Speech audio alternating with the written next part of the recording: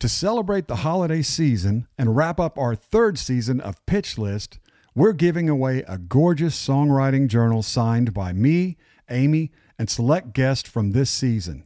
Use it to capture any or all of your songwriting inspiration and lyrics. The winner will also receive an official Pitch List mug, guitar picks, and a personal handwritten note from yours truly. To enter, just follow us on Facebook, Twitter, or Instagram at Pitch List Podcast.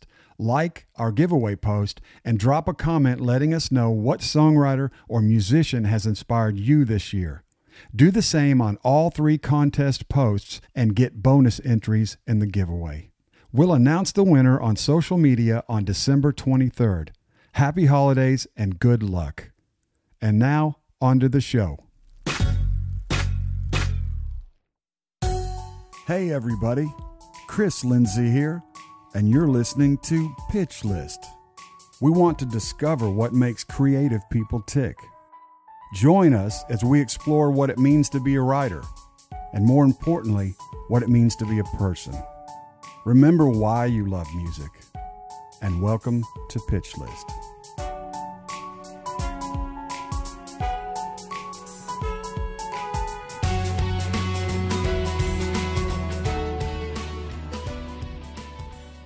Hey, Chris Lindsay here, and you're listening to Pitch List. We've had an incredible season this year, and we're ending it with a bang. Our guest today is a trip. He began his songwriting career as a college philosophy professor and finally ended up in Nashville writing songs for Miranda Lambert, Dierks Bentley, Casey Musgraves, and Eric Church. Along the way, he's made his own records, absolute gems full of snark and revelry. He has a documentary out called Red Dog about his adorable ex-stripper mom and the iconic Oklahoma City strip joint where he grew up. Tomorrow, his new record from the film comes out. It's full of great songs and incredible duets. He's a one-of-a-kind artist, even more than the real deal. Here's Luke Dick. Good morning. Chris Lindsay here on Pitch List, another pandemic Zoom episode of Pitch List, the podcast. I've been looking forward to this one for a while. Ever since I heard about your interview, man, I've been stoked. This is Luke Dick. How are you, man? Man, I'm good. I'm getting by pretty good. You know, I have any kind of cereal that I want to buy, I could just go buy it. I buy the good milk. Right, not the off-brand milk. No Kroger brand milk for me anymore. I'm straight purity the whole time. That hit songwriter milk you got there. And the good that Nashville money coming in. Right. That move to Nashville, kids. Hey, man, I've always said I think it's a genius plan. You can write cool songs, and you have never made any compromise in your work. And you write these really cool country things that work, and then you've got your own side career that I would imagine that gives you all the freedom in the world to do whatever you want. And I think it's a great way to do it. I'm guessing. Well, you know, it's I don't know. I mean, it's hard to call it charmed because it's a lot of work. You know, it's always a lot of work no matter what you do. And sometimes you feel free, and sometimes you don't feel so free. And I feel like that's just life. But I will say that, you know, it takes work, but it also takes a lot of luck, and it takes a lot of great people around you too. And I have a lot of great people around me who help me navigate, because it's real easy to be an idiot and not know what to do with the things that you have, and to have people who help you curate and cultivate and get in there and write songs with you. This town, to me, has really welcomed me, and I have a lot of true collaborators that I count as friends. And anyway, happy to be alive. Yeah, and I think it's just from my perspective, it's just what you do is so great, man. It's just so great. You hear shades of Tom Petty a little bit and some of that kind of stuff, but there's also like a manicness to what you do that I just love, man. There's like a sort of punk spirit, in all of your stuff, that it's just fantastic. I don't know. Anytime you write, that you've gravitated towards something or influences, and then hopefully at some point you've found a voice in there. And I don't know, if sometimes it feels like whatever I would say in the bathroom, to yourself, and then you say it one time in a songwriting session, somebody says, "Oh, that's a great line." Like, "Oh, you like that shit?" And you just, I don't know, then you cultivate yourself a little bit more and read some books, and read the papers, and try to find nuggets out there, that you can chase down, and that mean something and resonate to you. And I've tried to do things, I guess, for the market sometimes, and it doesn't really work. Only songs that ever seem to get cut are the ones that I give a shit about, and I feel pretty lucky about that. Sometimes you can get into, well, this is the thing, and this is what I have to sing about, or whatever. And so, Nashville songwriting is certainly a keyhole, but that keyhole is infinite too. It's there's many places to go in there, and I love the form, and I love songs. And yeah, man. Well, I think it's a great thing you said, because for songwriters out there, it's a great thing to think of. And I've heard the story, we hear the story all the time on our podcast. You're, the things that you're saying, the songs that you care about, the songs you like, those are the ones that are working. I think there's a little bit of this myth out there that you have to sell out or compromise or do something that's not so taste, or, that you might not love in order to make money as a songwriter. And I really haven't seen that. My experience as a writer and people that I've known like you, it's not true. People love your authentic self, I think that people can smell it a mile away. And yeah. if it's if bars and hookups over cigarettes and booze or whatever, which is, it's sort of a common story or something in a sort of a younger country song, if that's what compels you, then fucking write it. It's not going to please everybody, but it might please somebody. And if it does please somebody and it pleases you, then write that stuff if that's what feels good to you. So I find the things that feel good to me, and I sort of chase them down. I'm really curious about this, how you balance your career as an artist, right? And from looking through, and I've been aware of you for several years now, but really preparing for your interview, you've got a lot of country cuts, man. And you're not dabbling in that. You know what I mean? How do you split your time between you as an artist and like the documentary you have out, and versus writing for Eric Church or with Miranda or these kind of things? I feel like I kind of had to talk about my publisher, because I felt like that was the first time I ever came across somebody who knew how to direct me in some way that could be both authentic and of service in some way, to somebody else's muse, or that your muse is aligned with somebody else's muse. And when I moved, I had a Nashville 1.0, which was, I would say, commercially unsuccessful, but it was developing in terms of the narrative form of knowing how to write a song or whatever. But I just could never get a grip on how to navigate the business, and moved away with no intention of ever coming back. And I was going to go, I had a master's degree. I thought I would go get a PhD and I'd be a professor for the rest of my life. And somewhere around there, just nutshelled, I ended up meeting my publisher in some travels back to Nashville. And he said, and I was making records that I liked. And he said, "I love what you do. I want you to do what you do." And I said, okay. By then I was 5 years into interviews and stuff for the Red Dog, the documentary. And I would just balance whatever rights that he would set up. I would balance those with the things that I did. And then somewhere a couple of years into that relationship, I started Hey Steve, which was just some guy showed up and I was into the cars and I was into this very minimalistic style of writing 2-minute songs or whatever. And Mm-hmm. so it became an interesting form to me and an interesting voice, and I wanted to keep at it.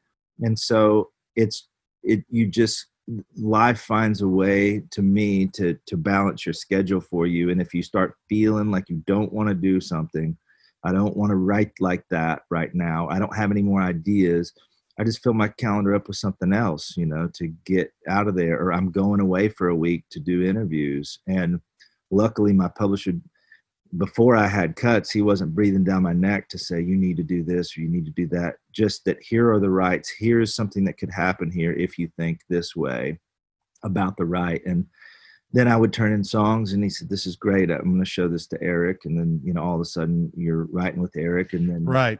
and then it works, and you end up with stuff. And then that it works again, and then it works again, and then it works again, hopefully. But I mean, that's what happened to me. Yeah. And your publisher was smart, and he kind of exposed you exposed the right artists to what you're doing. They kind of become fans of you, and then you collaborate with them. Yeah, That's a great way to do it. yeah. And he had relationships with Eric. He signed Eric to his, I think, his first publishing deal and his artist deal. And then he was signed Dirks to his deal. And then you start meeting other people who say, you should come over here and try this. And most of the time, rights fail. They fail in getting something truly extraordinary, because something truly extraordinary only comes along a few times a year to me. Right. If you're lucky, maybe just one, Yep. and then you have this whole slew of B minus, C plus, D, a couple D's in there, that you're just trying it. And to me, I don't want to call those failures. They're just practice for the extraordinary, kind of. That's what I'm hoping that they are, is this practice for the extraordinary, because you can start in a room where you don't really feel the idea. It's like, all right, I feel like a cat in a corner here. I would just kind of like to go get a hot dog right now and bail on this whole situation. But it's like, no, your brain needs exercising in terms of, let's get this idea. Let's see if we can chase this idea, and your mind practices it at rhythm. Your mind practices at rhyme. Your mind practices at phrasing and stuff like this. So it's all part of a practice to me. I love that analogy. Yeah, it's kind of like the military. They're not at war, but they're drilling. And like your mind and your subconscious doesn't really know whether you're on a hit song or not. So you're really just building those muscles to go through that process of chasing an idea and bagging it and getting it done. And then every now and then you get on something that's pure magic. Yeah. And sometimes I've been a writer on songs that I didn't know were going to be hits. You know what I mean? That might've been. Sometimes you don't know in the room. And that's the other thing, is like, well, it's happened the way it's happened is that I've loved everything that has actually been a radio single. And so as I was writing it, but I've also heard other people who didn't know what they were doing. And then they're like, I had no idea that was going to be a hit. And so then you're like, well, you second guess your impulse, your intuition. It's like, well, I'm going to try to make this the best I can, knowing that there are possibilities that you can't understand out there too. Right. Chase it down, and there goes a day. So what? In retrospect, you forget about the work how hard it was. It was when I was driving forklift, they'd call for overtime, and I inevitably always had to work it because I needed the money. It's like peanut butter was a struggle, and just like a decade ago. And so it's like they call for it, and I just would tell myself, that's 4 more fucking hours on this forklift and hauling whatever, and getting sweaty up in the back of trucks. But pretty soon it won't be long before this is just a memory I forget about, and I need the money more than I need the pleasure of being on, or the displeasure of being on this forklift for another 4 hours. And so sometimes it is a forklift drive, and you just got to keep driving until the fucking clock rings. Yeah, but it's also another great analogy. And I did construction That was my gig. And to this day, when I get into a session where somebody's starting to moan about something, or we don't want to put a second afternoon into it, I always think back to those times and just like, come on, man. You know what? It's hard. Songwriting will definitely hurt your head. No question about it. I mean, it definitely, but I mean, it's still a great gig. You know what I mean? It's a great gig. It's just like, I don't really have any sympathy for moaning about songwriting. I don't. It is a curious anxiety. You know, it's not like a forklift where here are all the boxes out here and they need to go inside there. Right. Here are all the pipes out here. You need to feed them on the top of these boxes, whatever. It's murky places. I woke up yesterday knowing that I have a few days with a big artist that I'm so compelled by this artist that I want to come in swinging with great ideas. And I'm like, I've been logging them down. Right. And I had fucking, it's like, well, I got to pick up the cleaners and my computer's not working right. And my studio's not working right. I got to get this.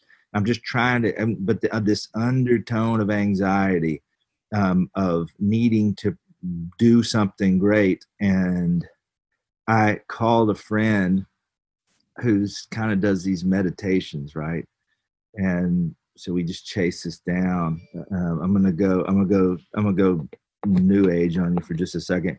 And she was like, well, what's this anxiety like? And where is it? Like, it's kind of in my belly, and a little bit in the back of my head. And she's like, well, what do you, and all of a sudden, you try to breathe through it and just get all the clutter out of your head, just focus on breathing for a second. And I've been watching The Crocodile Hunter lately with my kid. Yeah. He's obsessed with snakes. I love snakes too. And so we'll watch these snakes and hang on with me here. And so he says, Crocodile Hunter's like out there in the middle of the bush looking for the taipan, right? And he finds this taipan. And I used to think it's just so crazy. He's right up next to this snake next to his fucking face. This thing could bite him. He'd be dead out in the bush. But he's like, he just has this real love for these things. He's an advocate of animals. He loves reptiles. He loves all animals. And he's like talking about, he's like, I can tell that she doesn't fear me anymore. There's not a threat right now. I can feel I can see in her body language. I can feel. And then some days he's out in the bush. He never finds the thing that he's looking for. And I'm like, wow, it's such a good analogy for songwriting to me. Is just like you're out there. And if you just know the places to look, the topography, where do they eat? Where do they, where do these ideas eat? Where do they breathe? What kind of weather do they like? This kind of thing. If you can just find those conditions, you just might find a fucking taipan, and some days you kind of come home empty handed, but you looked, you just went right for it. And you keep going and you keep going and you go right. Every day and you don't quit. You don't ever, that's what I always say. You never quit and you don't cancel. You don't, you go to work, got to go to work. I agree. That's, and it kind of helped just knowing that if you create the right conditions for something, you could do something that compels you and then hopefully compels other people, Yeah, man. It's really great advice. Hey, you said something that I didn't know about and I want to talk master's degree. You have a master's degree? Yeah. In what? In philosophy. Lord. Yeah. Oh my God. That's great. Yeah. You were preparing for a PhD or thinking about it? I went and took some interviews at some places and I was teaching with a master's. You can teach. I mean, it's a pittance, but you can go teach. And so I was teaching all over in Manhattan. I taught some in Nashville and taught as a grad student in Oklahoma. And so it just, life kind of led me. Music started making money and my adjunct career was enough to pay the bills for the time being, and so money started coming in, and it was like, I don't really want to go. I like teaching, but the kind of books you have to read, I mean, philosophy is really a great thing, but it's a lot less magical than people make it out to be. The word sounds so esoteric, and it is esoteric, but people make it out to be this sort of, you're going to find all the keys to life or some shit like that in there. but it's not that. It's like, here are all the possible ways of thinking about right and wrong. Here are all the possible ways of thinking about how the mind actually thinks at all. It's like, here we are, these organisms out there, right? And all this data coming in and light, and somehow we have objects, and I recognize a fucking plant. How does that even occur? How does that even happen? So that was it. It became an attraction in a different way after I got into it, and I'm still really thankful for my education. Though I don't know necessarily that it has anything to do with artistic expression, because it's so analytical, and artistic expression and intuition is such a different thing altogether to me.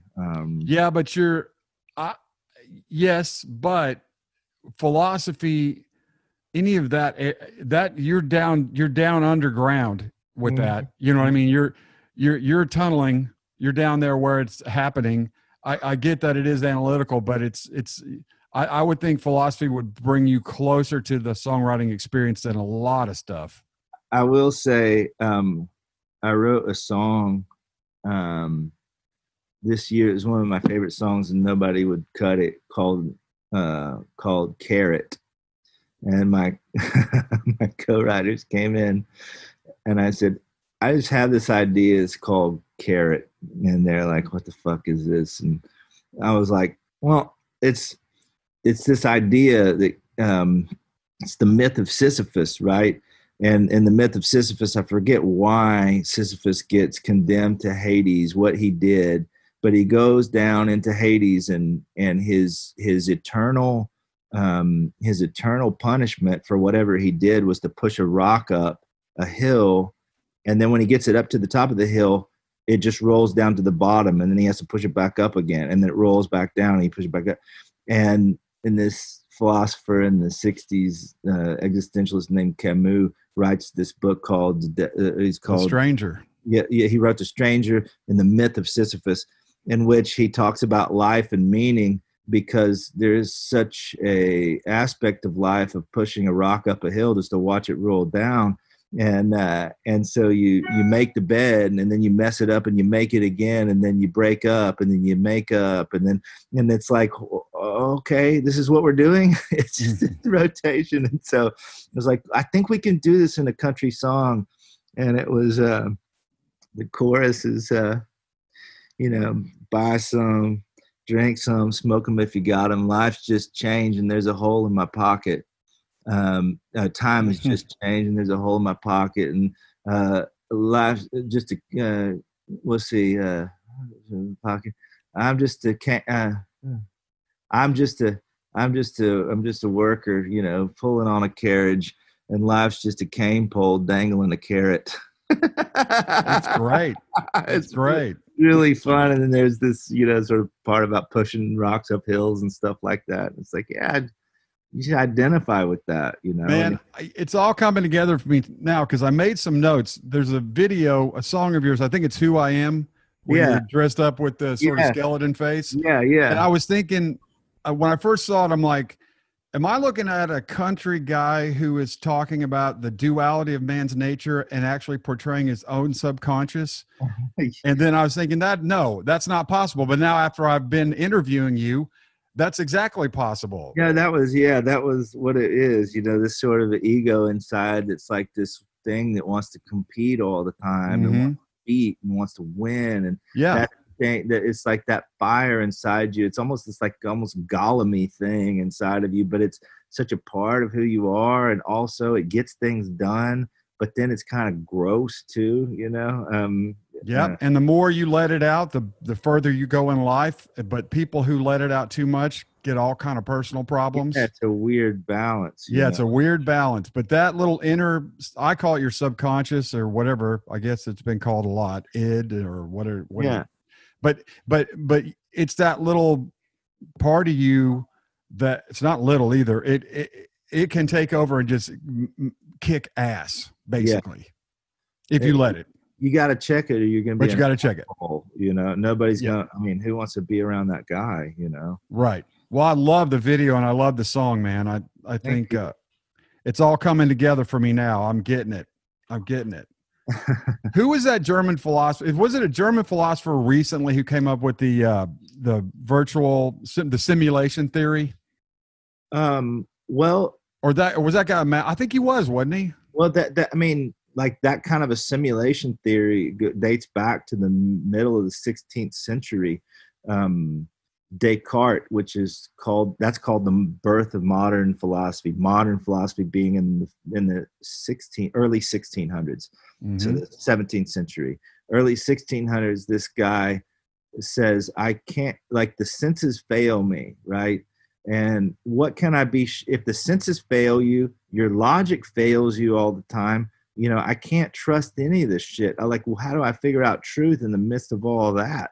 And so he breaks it, and that it could be an illusion, you know, that the things that you're seeing could be an illusion, like putting a stick in water, it looks bent, right? Why couldn't everything be bent that's coming in through the senses? And so he doubts everything, that it could be, I mean, he doesn't say a simulation because he wouldn't have that concept in the middle of the 16th century. But I mean, when he says, I think, therefore I am, this is a quote that gets misused all the time, but it's like, that was the one truth that he could boil things down to. Well, I am a thing who's thinking these things, no matter if they're true or false. So at least all I know is that I am on, basically. I am, right.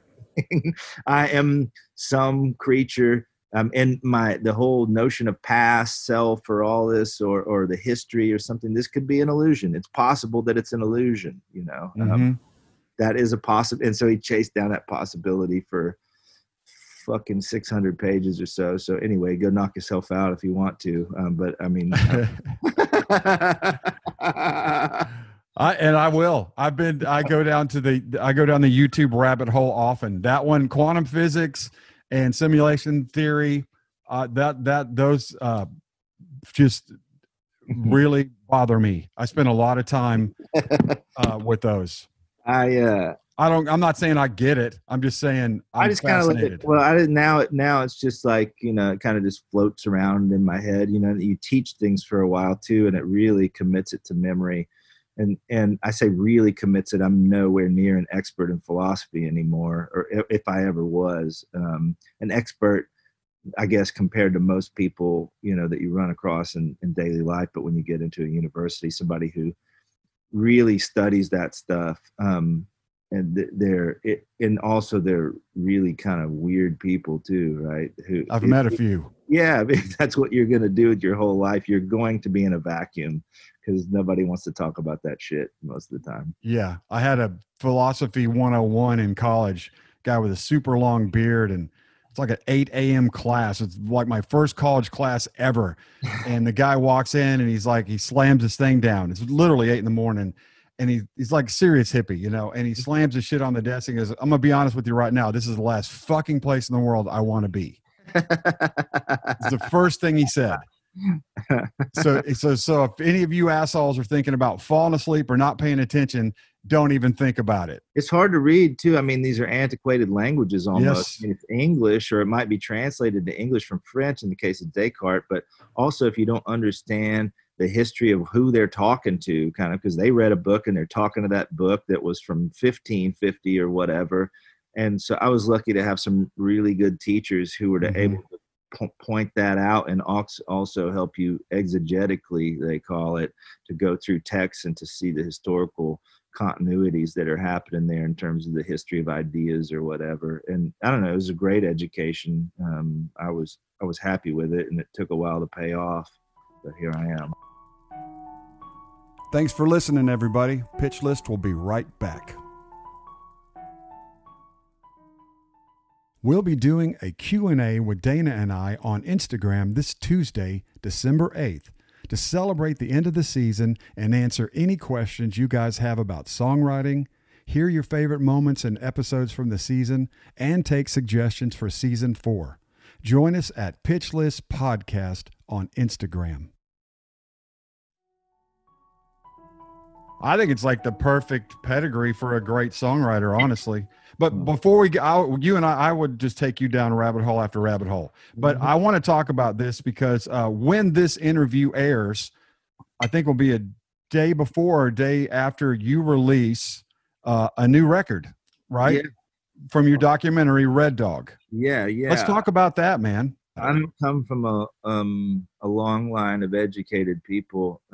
As a matter of fact, I don't there's only one other person in my entire family, and he's dead now, who had a college education. And my mother went to the ninth grade, and she moved to Oklahoma and started working at this place in the 70s called the Red Dog, which is a topless joint that's been there since the 60s, and still there, open today. And it was kind of an infamous rite of passage in Oklahoma City.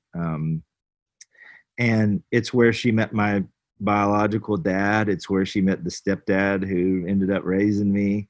And a lot of family friends were around there. And I didn't think anything of it as a kid. You know, you don't think anything of anything when you're a kid. But my mother's a really candid person, and I just started asking her questions about her life when she was in her 20s. And she's such a great storyteller, and honestly has, I mean, I'm a performer, but she has so much charisma. You know, she really could have been a person that could have been a performer, that much charisma. And that was kind of her dream. She said she wanted to be a one of these ladies with the feathers and stuff out in Vegas, you know, Ah, you know, sort of these glitzy dancers. And, and she said, you know, I moved to Oklahoma City. You know, I didn't get to Vegas, but I made it to Oklahoma City and worked out her time there. And so in the film, I'm interviewing people, dancers from the 70s. So all these women are 60 to 70 years old now. And so it's been their life that started in a really, I don't know if it's misunderstood is the right word, but I don't really think it's ever been treated in this way, as these are just people with jobs, you know, and then lifestyles that are hard, and then people coming out of it and some people not making it out of it, you know. And so I wanted to chase down the roots a little bit of where she came to be. And it's, you know, it's just this weird thought to think that if a topless bar in Oklahoma City didn't exist, I wouldn't exist. that is kind of the crux of it. And I'm in the film as sort of the narrator in a way, sort of interviews that pull it together. And I did the soundtrack for it and all the sound beds, and I shot the film with a partner. And we really just had such an extraordinary time getting to know people.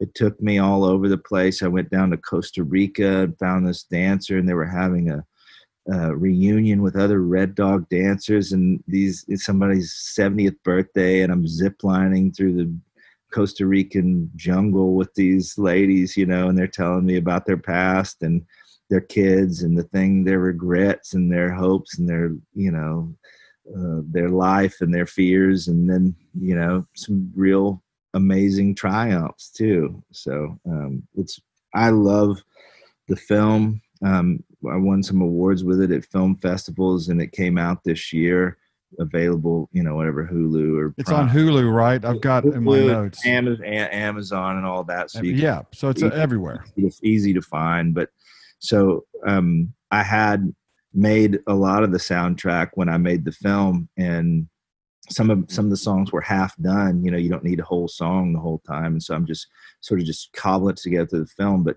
through friends of mine here in Nashville, I'm just like, I don't know if this is ever going to make you any money, but I'm really into this. If you're into it, we can take a crack at one of these songs that I need. And so now it's all done, and ended up getting some of my artist friends on there. Some like Miranda Lambert's on a song with me, and Dirks and Natalie Hamby and Patrick Carney, the Black Keys. And anyway, I really love it. And it's the first record I've ever released where I'm like, this actually needs to be a record. It's not like I just cut my best songs or something like this. This is a record about these people. And I also wanted to have like some bangers in there. You know, it's like, this is me sort of harnessing 1978, 1982 in music. And there's, you know, it's country and rock and all the things that I loved as a kid too. That's fantastic, man. I cannot wait to hear the record. I started this morning where they send us a link. Yeah. Um, and the film looks amazing. Amy and I are going to watch it tonight. It seems like you're sort of on a journey to sort of put together who you are and where you came from, you I know, thought, and yeah, I thought that's what it was, but really it just became more of like this sort of love letter to my mom in a way. You know, it's just like you get to know your mom, you get to sit there and ask her all these questions, and you see her. I mean, it's like an hour long interviews about all she could handle, but I mean, there were probably 8 of those. You know, so mm-hmm. you got 8 to 10 hours of interviewing your mom through these heartbreaking love affairs or whatever that led. I can't do this anymore. I need to go marry. You know, I can't marry you any. I can't be married to you. I can't live this lifestyle. I can't live in this circumstance. I'm so happy. I'm so that, and it's so you see the sort of your lineage of, your psychological lineage, and you see a really beautiful person. You get to see people, and that's really what it became to me. I didn't find that as particularly like cathartic in a way when I was doing the interviews. I just found it fascinating and heartwarming. And then when I was doing the sound beds and doing all the sounds and the music for the film all alone, I'd write during the day and then come out here at night after I put the kids to bed, and it'd be 9 o'clock, and I'd work however long I could until I just passed out, 1 o'clock, 2 o'clock in the morning. And I'd be out here hearing her tell a story, about splitting up with my biological dad or whatever, and you're scoring something like that. And that's kind of when it hit me, when it was the most meaningful personally to me, was when you are the one creating the music for the soundtrack of your mother's life, and I guess by extension your own life. And it's like all the powers that you could muster, and musical powers, and of sonics, of sounds, of words, of whatever, to put music to this. It all sort of came to this one point of making that film, and that was really moving to me. I mean, I got really emotional out here. I thought I was going crazy for a couple of days. I really did. It was just like, I don't, it's hard to, I don't cry a lot, but it Mm-hmm. was just like a lot, man. It was just like I was out here and I'm just watching her pour her soul out, and, and tell a story, and to just hear just a pad underneath there, and it's like, this is my musical representation of what you're saying right now. Right. And something about that was just so fulfilling, so cathartic, and so meaningful in a way that words can't describe. And I'm just so incredibly earnestly happy that I spent all that time doing that, even if it never made a fucking dime. It's like, I don't care. I didn't come into it with a big Hollywood budget or any shit like that. I'm funding it by myself. I'm making the record by myself with friends and stuff like that. It's like, I don't care. This is worth telling. And so that's what I did. And that is where the meaning came to me. Well, it's fantastic, man. And it sounds like your mom is just great. I mean, that environment, I've always thought about this, you in that environment, people, I think, because I've had some friends and a couple family members who've worked in that area, and that environment, people understand life better, There's not that it's easy, but that they do. there's such a transparency. I mean, it's like almost a literal transparency of having no clothes on. Right. And you think of that as an analogy too. And I felt like that through the interviews, that these people just said what was on their mind. There were no subtleties happening, Right. And that's something that I can really appreciate, especially in a business like the music business, where it's like, oh yeah, we really like that. Or, artist gets you produce an artist, they get signed to a label. Oh yeah, they never tell you what they really think, or if they're gonna put out a record. You don't know that you don't get the closed door conversation of things, and everything's an open door with these people. So it was like really refreshing to me to get that.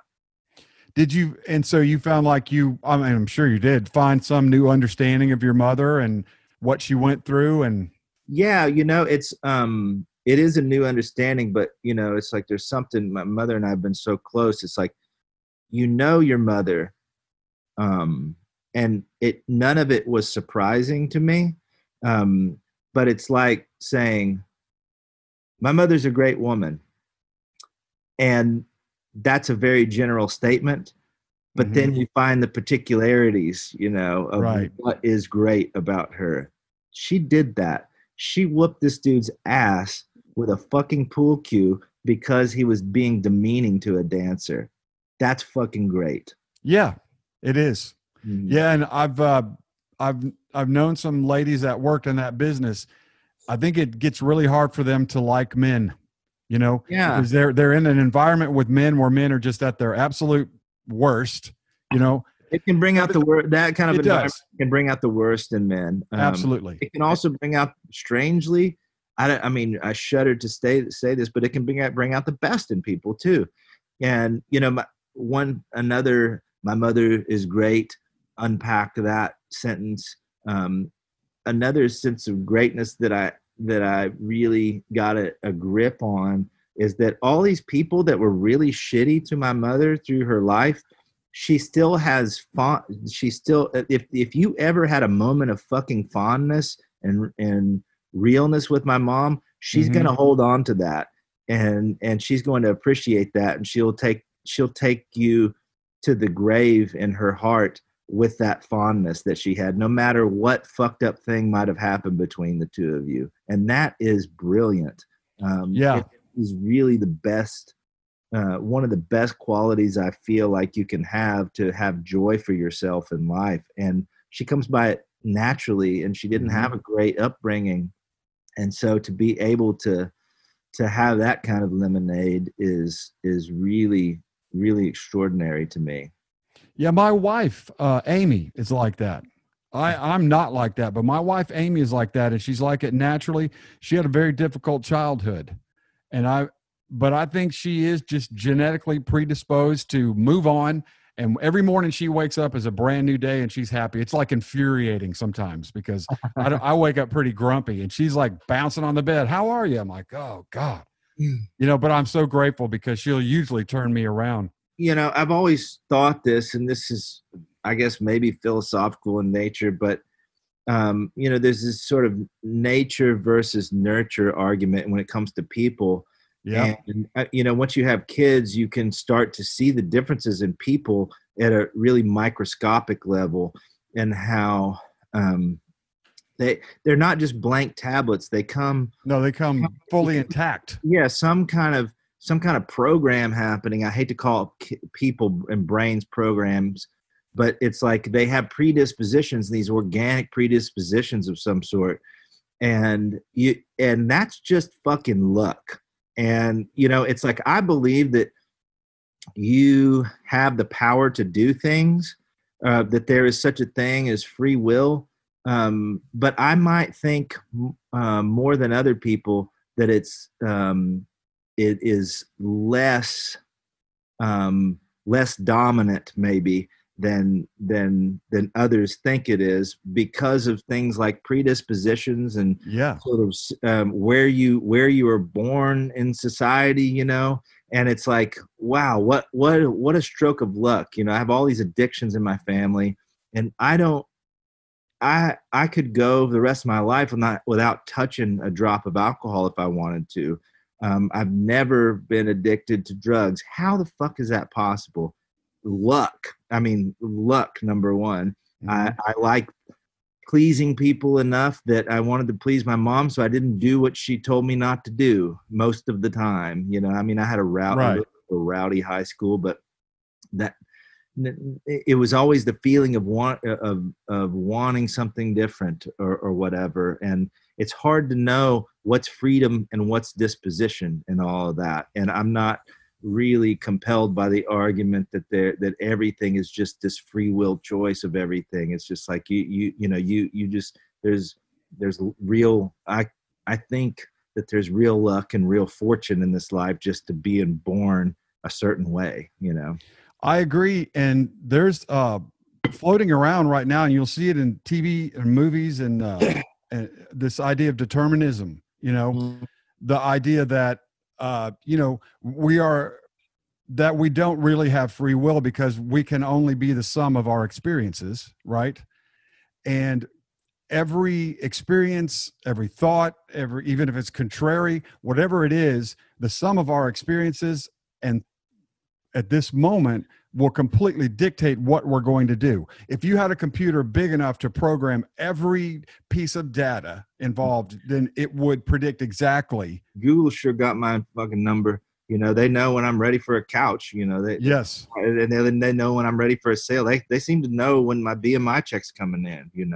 There's that new documentary called The Social Dilemma, and these Mm-hmm. guys are the experts in that business. Yeah, Basically, one of these dudes said the smartest people in the world are working on Google algorithms, so that will exactly what you just said. we're predictable, but the Yes. but the program that we come in with is we're not all subjectively predictable. You're predictable in your own way, and I'm Right. predictable in my own way. We came with a program. We can be shaped. I've got a particularly difficult kid who is taking all of my time to figure out how to crack this code to make this kid more sociable, and all. Right.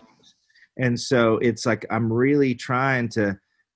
Aristotle talked about ethics in terms of it was almost like a forge or something like that. It's like you come into this world bent a certain way as a piece of metal, and you have to bend and bit, and you have to heat it, and you have to bang on it, by every little decision. And as kids, it's your parents making the decisions for you and trying to make you see and to bend that rod into something a little more straight, right? Mm-hmm.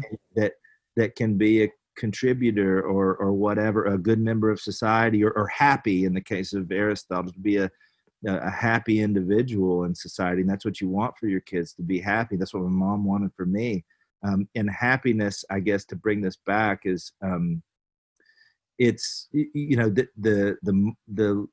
there is I feel like there is a sliver of free will in there, and it's your parents have to help guide you to make free will choices that can make you happier. It's Right. it's Yeah. The other thing that you said that really resonated with me, with my four kids, each one of them came out with their pretty much who they are. Mhm. There were babies, but when we go back and look at the pictures now, they're 20 and 18, 21. They're like, they were the same people. They kind of came out with their little personalities. I, I think they do come out with, people are born kind of how they are. Yeah. I really believe that. And then given a more careful education, and through parenting and through the culture around them, you can try to get the what's the word, not bad is not the right word, or try to get them out of their bad habits that they come equipped with. Right. And some kids get that kind of care, and some kids don't. Yep. Yep. Absolutely. I think your story's fascinating, man, it's just really great. And to see how you've dealt with it as an artist, you know what I mean? Mhm. To deal with to incorporate your story into your work as an artist and then have it be commercially viable the way it is it's an amazing story, man. Thank That's all you. I'm saying. Congratulations. It's an amazing story. And I think people are going to love the documentary, and the album. I love everything I've seen that you've done, man. I just think you're fantastic. Appreciate that. I could talk to you, man. I could talk to you for Yeah, 8 hours. we keep this one going. We could. Yeah. Yeah. We could just, I can already tell we could get a 6-pack of Bush Light and we probably talk till about 3 a.m. Just love everything you're doing, man. Congratulations. I know this record's going to do great for you. And Miranda's singing is it a single? The first one's called Polyester, or it's got a featured track? The first feature track called Polyester. So it's out.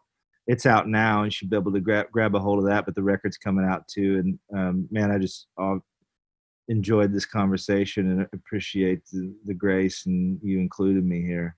Oh, it's our pleasure. This is Luke Dick. He's got a new, by the time this airs, his record from his documentary Red Dog will be available on all platforms. Check it out. Check him out. Give him a Google. This guy is amazing. Luke Dick. This is Pitch List. Thanks for listening. Thanks for listening to this episode of Pitch List. To hear songs written and or recorded by today's guest, check out this week's playlist by finding us on Spotify at Pitch List Podcast. If you enjoyed today's show, please subscribe to us on iTunes or your preferred listening platform. And if you want, feel free to leave us a 5-star rating and review. For more exclusive content from this week's guest and more, you can visit our website at pitchlistpodcast.com or follow our social media pages on Facebook, Instagram, or Twitter. Thank you so much for listening to Pitch List this season. Please stay tuned for a brand new season in 2021.